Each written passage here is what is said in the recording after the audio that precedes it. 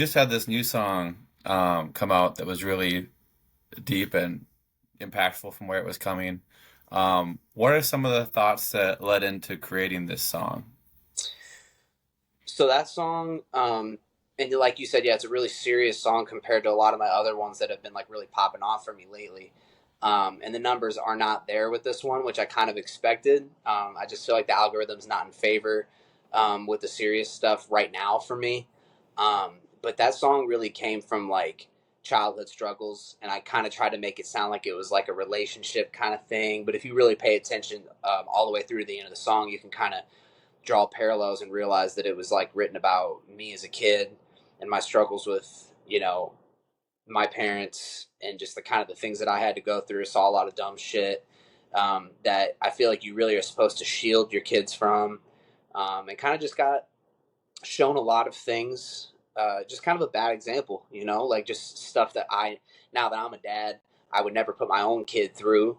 Um, and just coming from a deep line of addiction problems and emotional and physical abuse and just a lot of layers, a lot of deep shit that I know other people definitely go through. And I feel like I've been holding on to this song for a little while and kind of timid to drop it because I've been nervous to see how people are going to perceive it. And like I said, the numbers aren't really there or whatever, but like ultimately the feedback I've been getting from this, even though it's just kind of a small circle of people, it's been an unreal feeling realizing how many people share similar struggles, which is kind of lapping back. It's the whole reason I want to do music, is I want to be able to connect with people that um, not just go through similar struggles, but I just want people to realize that we're not alone in those struggles because it's moments where you get really caught up in your head and it's like pushing a snowball down a hill. Like it starts small, but then by the end of it, as you overthink, it's this big freaking ball of snow, and it can be really overwhelming. And you could feel really alone, even if you're not alone. You just feel like nobody wants to listen, and that's kind of why I make music. Is I just want people to be able to hear that and be like, "Damn, I didn't think anybody knew what it was like to feel like that." Um, and we all go through different things, but at the end of the day, I'm just trying to tell my story in hopes that it finds the right audience and people realize, "Damn, we're really in this shit together." Yeah, I think that's really awesome. Was there like a moment in your life, I guess, that kind of inspired that transition that you wanted to like obviously still have fun with music, but maybe put it into a different light with at least some of the stuff that you're putting out? Yeah, there was actually one specific moment, and I've obviously had a few of these moments, but there was one in particular that always comes to my mind. I put together kind of a similar song, just kind of relating to childhood traumas. I put it out way back in probably like 2018, 2019, and I had a kid. I won't say any names for the sake of their families and stuff, but I had a kid reach out to me and kind of to just cut to the chase. He was like, "Dude, I had a brother that really, really loved your music, and he died young. We lost him to suicide. Really serious, sad situation, and he was a diehard fan of Kid Ziggy. And he's like, dude, it's been one of the hardest, probably the roughest week of my life, losing my brother. And I decided to kind of take a deep dive on your music because I had never given it a listen before, and I just wanted to know what he was so drawn to with you because he never really gave it a chance." And he said the more he listened, the more he started to realize what he was drawn to, and he was, then he was hooked on it. And he's like, "Dude, my depression is so real right now. Like, your music's kind of one of the only things that's wanting me to like stay alive right now." Um, and so it was at that moment that I didn't realize like how impactful music can really be.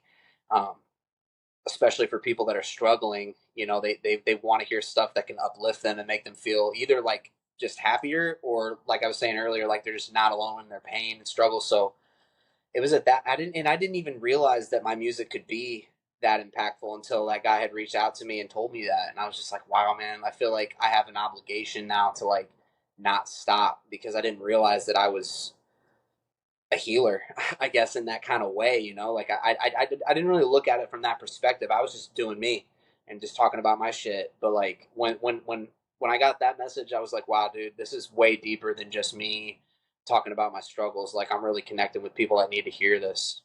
Yeah, Yeah, that's awesome. yeah, yeah. It was a undeniable moment, very humbling. and very inspiring in a weird way. Like obviously I want to keep this train going for anybody that needs. I never knew people. I never really thought like people needed to hear it. But now I'm like, man, somebody needs to hear this. I know it. So Yeah, that's awesome. yeah, thank you, man. What are some ways that obviously like, in any career you have like ups and downs, and I feel like when your career is kind of driven through social media, you probably have more ups and downs than the average 9 to 5 does. What are some ways that you find that are helpful to kind of stay level when you're going through the highs and like, oh, this is awesome, to also managing the lows when it's feels like things are going backwards more than forwards? Yeah, that's a good point.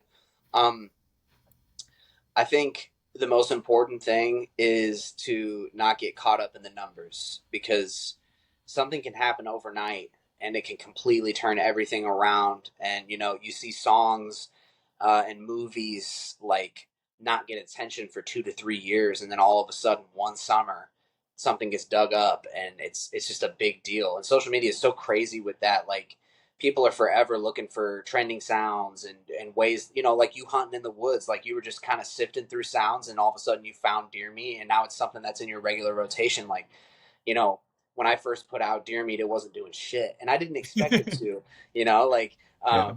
and I wasn't, I didn't get my hat hung up on it, but there's definitely songs where like I've put my all into it, and to watch it not really do anything, it can be very discouraging. You're like, why would I even want to go make a gimmicky song or something that takes me 15, 20 minutes to write when I just put days into a song that is really important to me. And I wanted the world to see it on a bigger stage, and it just didn't do that. Um, but I think the most important thing is to not always look at those numbers and don't let it like define what you're doing. Um, and like we touched on earlier, like people on social media love to talk about the highlights, but they never want to talk about the lowlights and the struggles. And but to me, it's just all part of the story. I just put out a very serious song, and it is not even close to numbers wise, it's not even close to the other stuff I've been doing. I mean, I have like 2 or 3 pretty big trending videos right now on YouTube, and every day they're going up by the thousands or tens of thousands, and it is really cool. Like I'm very proud of that. It's very rewarding. It's helping me get my bills paid. Like it's super dope. But then to turn around and like put my heart into something and watch it not get a lot of attention, I'm like, damn, that kind of sucks. But you can't let it defeat you though. So like um, from like an advice standpoint, just don't always look at the numbers as your um it's not a trophy, like your best music or your best game. If you're an athlete, whatever you choose to do in life, it your best work is always ahead of you. No matter what the numbers say, no matter what people want to say, it's all up here.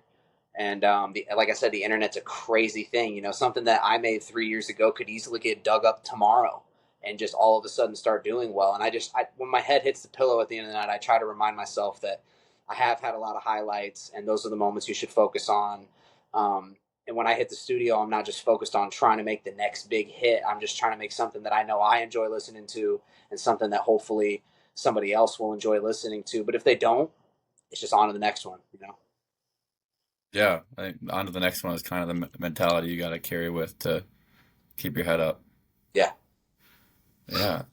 So what would you say we got like 5 months left here in the year? Do you have any specific goals musically or non-musically that you're looking at for the end of the year? Um, yeah, I kind of have my big goal right now is I've never been on tour. I'll do like a show here and there. I'll even go out of state to do these shows. Um, but I've never done like a stack of shows where I'm like on the road, hitting different cities.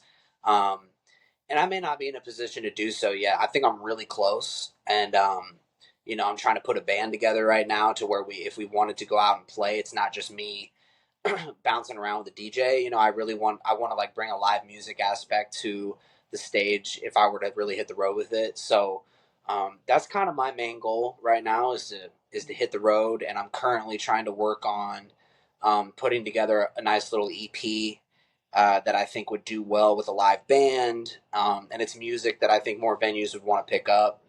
Um, so yeah, I would say touring is probably like number one on my to do list right now. As hard as that is to attain, It's always been a dream of mine to hit the road, whether I'm in a tiny little bus or I'm on this big ass tour bus. Like it's just always been a dream of mine to hit the road and meet new fans. And when I'm on stage, I lose myself. It's like complete escape from everything else that I've been going through. So, yeah, touring is definitely my biggest goal. Yeah. Is it a position where you'd want to do it where it's just you, or would you prefer to like go with somebody that's done it a few times before and like kind of go on their tour with them? I think being an opener is a really good taste of kind of introducing yourself to the, being on the road and whatnot. If someone were to pick me up for a tour, that would be like a dream come true for sure. You know, and now if you were to like have a song just go absolutely insane, double chart or whatever, and then all of a sudden they're trying to slap you with all these headline tours, I think the pressure would be pretty I mean, obviously, I wouldn't shy away from it because that's just the name of the game. But I think in order to do it in a way where you don't feel inexperienced and you can still go up and provide a show, I think it's nice to get a few of them under your belt. So yeah, to be an opener for someone would be like, I think that'd be a really cool way. And to get invited to be an opener for somebody's tour, I feel like that's a compliment in itself. Like they see you as an at like a something that can contribute to what they have going on. Like you don't just want anybody opening up for you, or else it's going to look like shit. So, you know, yeah, I would love to be invited on somebody's tour. I think that'd be like the best case scenario. Yeah. I think with social media, that's become so much more of a possibility too, because it's so much easier to connect with artists that are on your level. And a lot of times, at least it seems like the people that utilize social media all kind of have maybe not the same goals, but similar goals. So like Mhm. it's easier for everyone to reach each other, I feel like, than it used to be Yeah, before. absolutely. And I bump elbows with a lot of people on social media, and I haven't quite got that look yet. But I've been asked to feature on people's albums, and they want to just do singles and video shoots and podcasts like this, and Yeah. stuff like that. So um, I'd like to think I'm heading in the right direction with stuff like that. But as far as touring and stuff, I haven't quite got that look, which tells me I have more stuff to work on, which to me is encouraging. It could be equally discouraging.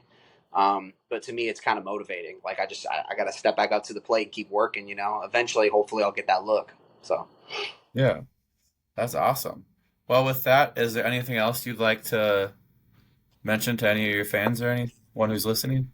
um, to any of my fans that are listening, man, I just want to remind you guys again with this new single, man, that we're all going through bullshit right now.